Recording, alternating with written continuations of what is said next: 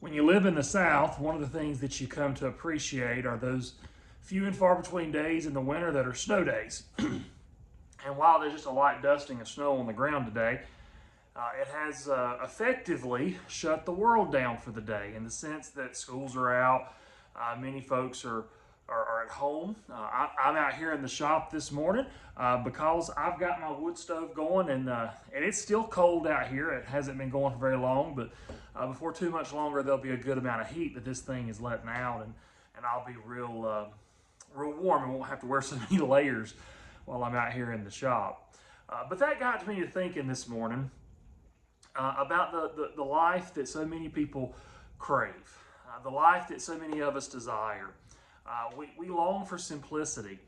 We long to once again know the joys found in the simple life. And that has led me, as I have thought, and prayed, and sought, to understand that there is some value in understanding that this life, though complicated, though hectic, can be simple if we choose the path of simplicity.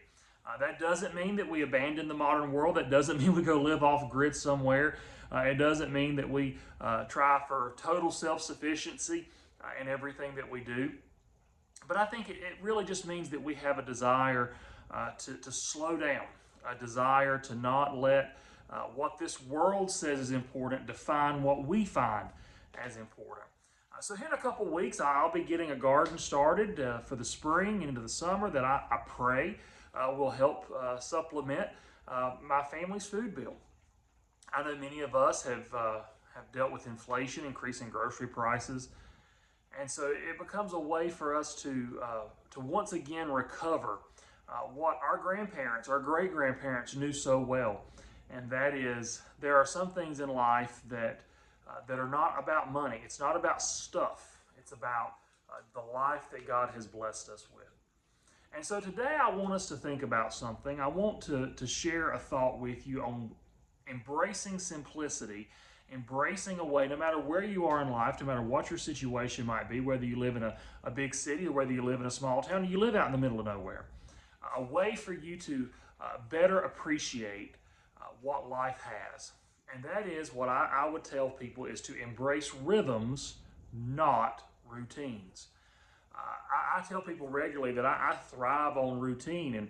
And if you listen to many leadership gurus or personal improvement people, they'll tell you to develop rituals. And while I understand the value in having a morning ritual, maybe an afternoon, evening ritual, I think for a simple life, we need to embrace rhythm more than ritual. See, ritual is where we impose a system on our life. We say we're going to get up at a certain time. We say we're going to do these certain things. We're going to engage in certain activities. And while those aren't bad, I think they miss the point of how life is designed by God. You see, God gives us rhythms in our life. He gives us seasons. Winter has a different rhythm than summer. The length of daylight makes our life different in terms of what we're able to do and what we can accomplish. The weather affects what we're able to accomplish. Whether it's rainy, whether it's sunny, whether it's cold, whether it's warm, all of those things have impact. And we can impose a ritual, a routine on that life, and we can make it do what we want to do. But I think we miss the value of what rhythm means. There's a commandment that God gives. He says to remember the Sabbath day and keep it holy. And here's why I think God gave that command. Jesus said the Sabbath was made for man, not man for the Sabbath. God gives us the Sabbath to build an automatic rhythm into our life. He wants us to work 6 days, to work hard, to spend the energy that we have. But then he wants us to rest. Rest reminds us, one, that we're not God. It reminds us that we aren't the masters of our domain. We can't force things to happen. We can't manifest whatever we want in life. We are people who are frail, fragile mortals. We need sleep. We need rest. And that's where a rhythm can be very helpful.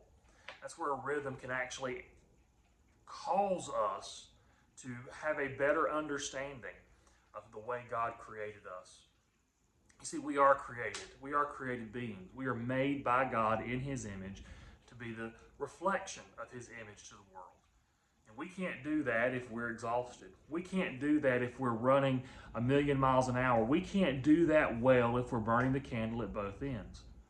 Burnout seems to be a major problem these days. I think it's because we have forgotten that God gives us 24 hours a day. He gives us 7 days a week. He gives us 365 days a year. And He expects us to use that time wisely.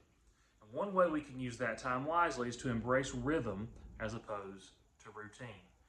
Look at what's going on in the seasons. Look at what's going on in the world of your life and how that particular season of your life may have a different rhythm to it than it might in a year or 2 or 3 as life changes. And embrace that rhythm. You know, when we had small children, our rhythm was we got up, we took care of the girls, and then we went about our day. We would do what we needed to do, and we brought them along with us. As the girls have gotten older, they've become more self-sufficient. They can take care of themselves in some areas. And so our rhythm has changed. And in a few more years, they'll be out of the house, and our rhythm will change again. You know, if we just had a routine, if we just adopted a routine, that routine would not change. That routine would stay regardless of what season we're in. And so I want to encourage you as you seek to embrace a more simple, a more fulfilling, a more satisfying life.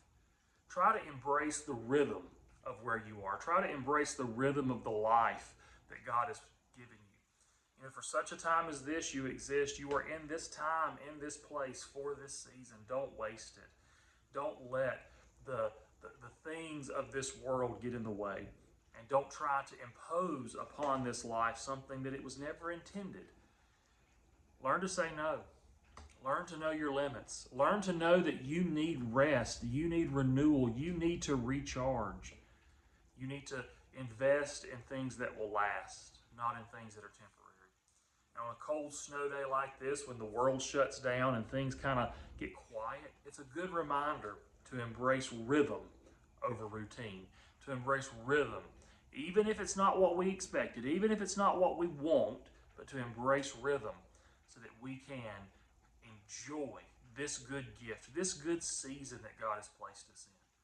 So I want to encourage you, if you want to embrace a more simple life, a more fulfilling life, embrace rhythm instead of routine.